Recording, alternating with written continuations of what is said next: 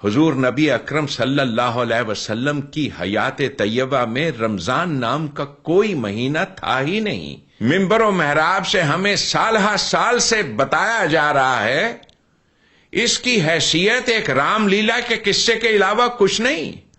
یہ ایک رام لیلا کا قصہ ہے جو ان بادشاہوں نے لکھوایا.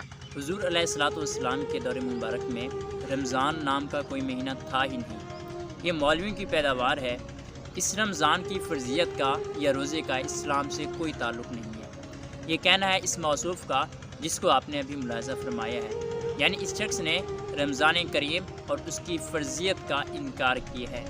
یہ بات ذہن نشین رکھیں کہ جو شخص قرآن پاک کی کسی ایک آیت کا یا کسی ایسی بات کا جو قرآن پاک کی نص اور اس کی قطعیت سے ثابت ہو اس کا انکار کرے وہ شخص کافر ہے.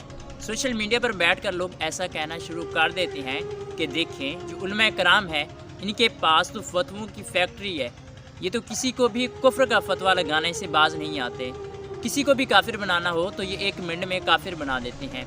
دیکھیں بھائی، علماء کرام کسی کو کافر نہیں بناتے، لیکن جو شخص قرآن پاک کی کسی بھی ایک آیت کا یا کسی ایسی بات کا جس کا قرآن پاک کی نص اور قطعیت سے ثابت ہو وہ اگر اس کا انکار کرے تو وہ شخص کافر ہے، اور جو شخص کسی کے کافر ہونے میں شک کرے وہ بھی کافر ہے.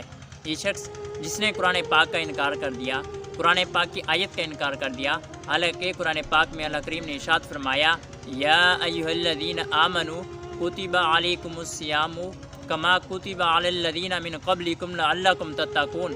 اے ایمان والو، تم پر روزے فرض کر دیے گئے جس طرح تم سے پہلے والے لوگوں پر فرض تھے، لعلکم تتقون، تاکہ تم تقوی اختیار کرو، تاکہ تم گناہوں سے بچ سکو. جبکہ قرآن پاک کے اندر روزے کا تو واضح حکم ہے اور اس کا ذکر ہے، اور رمضان کا بھی واضح حکم ہے. لہٰذا قرآن پاک کے اندر جس چیز کا حکم ہے روزے اور رمضان کا، اس کا انکار تو قطعی طور پر کفر ہے. اور جو شخص یہ کہہ دے کہ رمضان اور روزے کا تو اسلام سے کوئی تعلق ہی نہیں ہے، رمضان نام کا کوئی مہینہ تو حضور علیہ الصلوۃ والسلام کے زمانے میں تھا ہی نہیں، یہ تو ان مولویوں کی پیداوار ہے، ان مولویوں کے لکھے ہوئے فتوے ہیں، اس شخص نے سرے سے قرآن پاک کی آیت کا انکار کر دیا ہے. یہ شخص پیشے کے لحاظ سے ڈاکٹر ہے، لیکن میں اس شخص کو یہ مشورہ دوں گا کہ آپ کسی اچھے ڈاکٹر سے اپنا دماغ کا علاج کرائیں.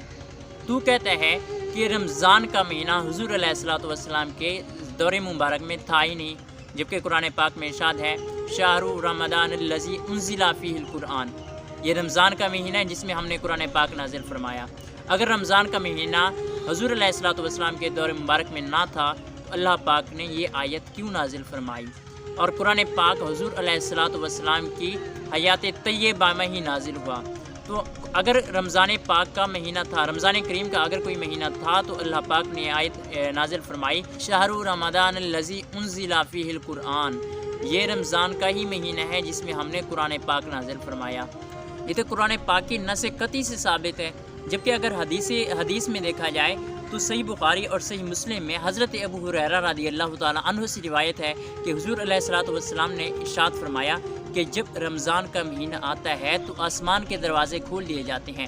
اس کے علاوہ ایک اور جگہ حضور علیہ الصلوۃ والسلام نے ارشاد فرمایا، ترمذی اور ابن ماجہ کی روایت ہے کہ حضور علیہ الصلوۃ والسلام نے ارشاد فرمایا کہ جب رمضان کی پہلی رات آتی ہے تو شیاطین اور سرکش جن قید کر لیے جاتے ہیں اور جہنم کے دروازے بند کر دیے جاتے ہیں.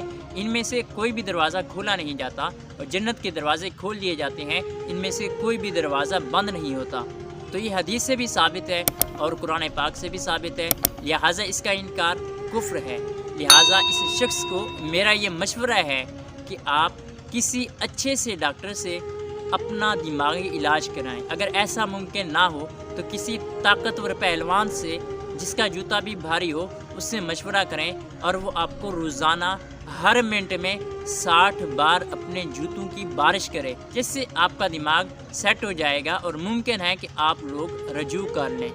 صلو علی الحبیب صلی اللہ تعالیٰ علی محمد صلی اللہ تعالیٰ علیہ وآلہ وسلم.